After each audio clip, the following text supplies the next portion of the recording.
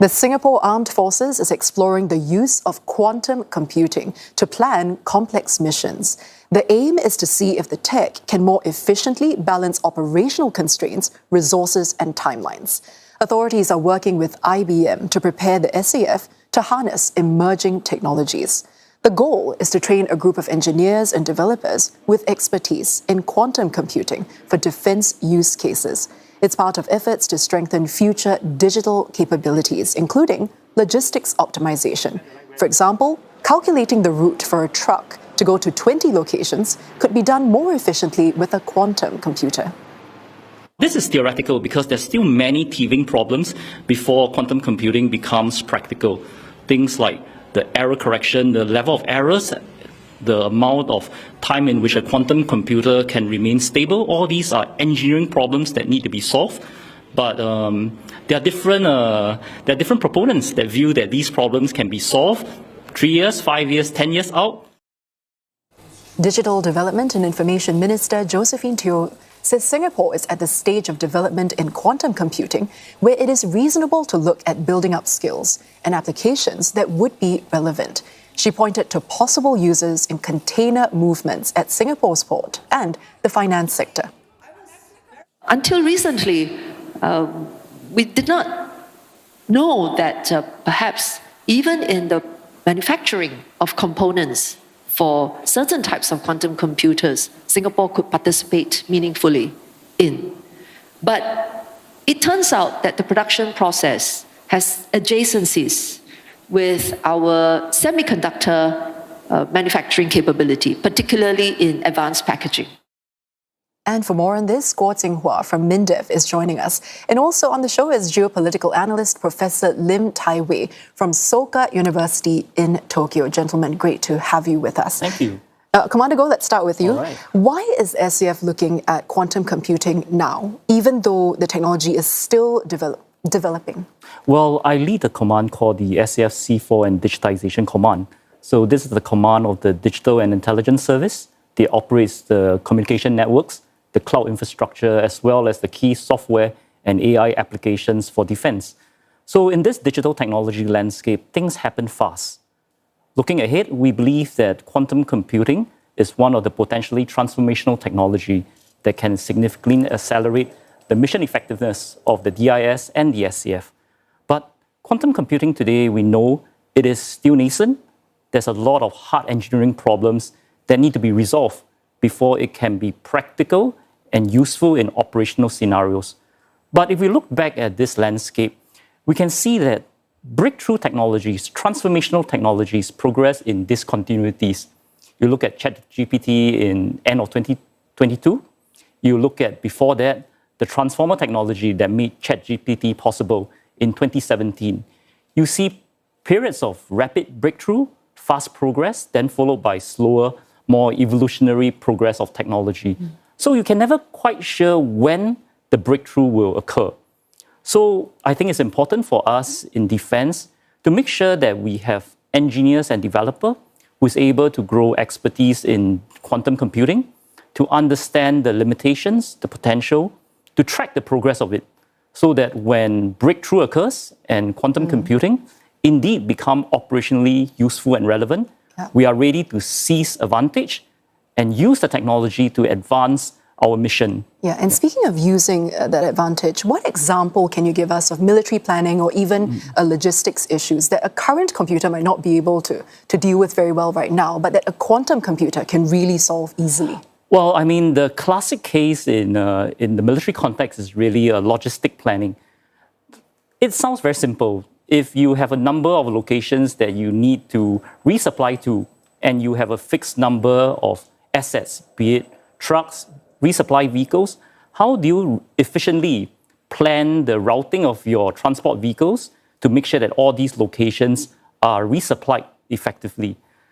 To give you a sense of the problem, for example, if you have 20 different locations and you need to plan a route through all these 20 different locations in as fast and efficient manner as possible, this may sound like a trivial problem.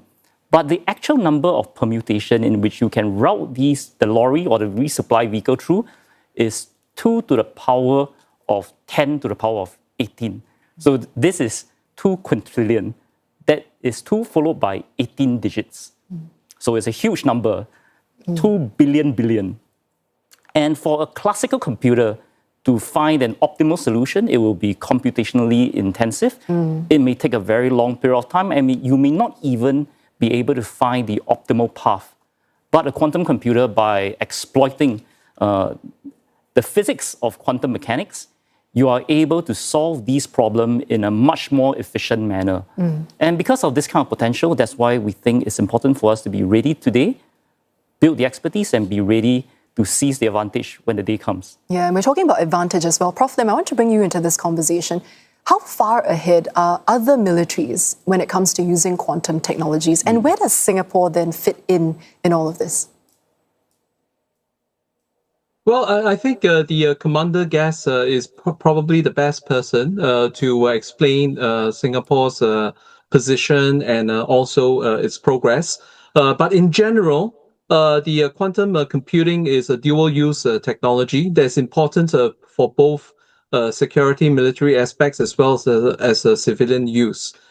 In the security aspects, I think there are 3 areas that have been outlined in which it can be utilized.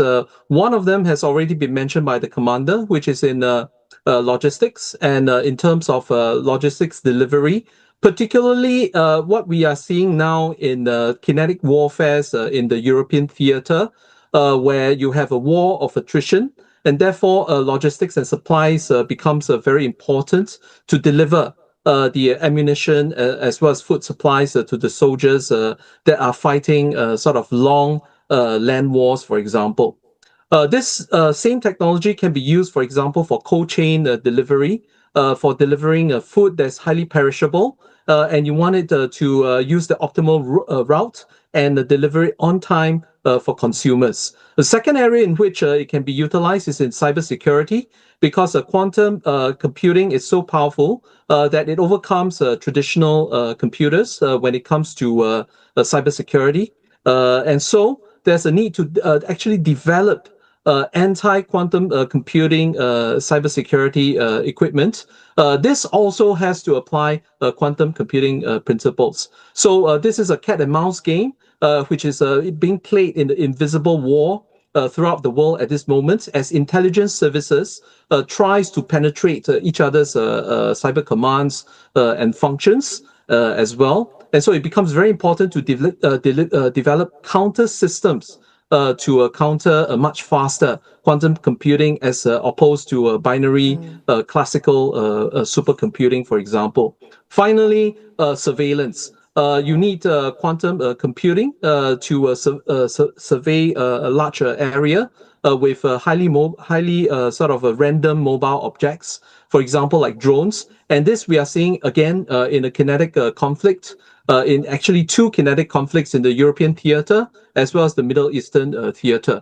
And so it becomes very important for use against the current conventional state of warfare, which uses a lot of drones. And as drones become even more sophisticated, quantum computing will be very helpful for doing this. Again, dual-use technology. It can also be used for drone deliveries for many communities around the world when it comes to fast delivery of food, perishable products, etc.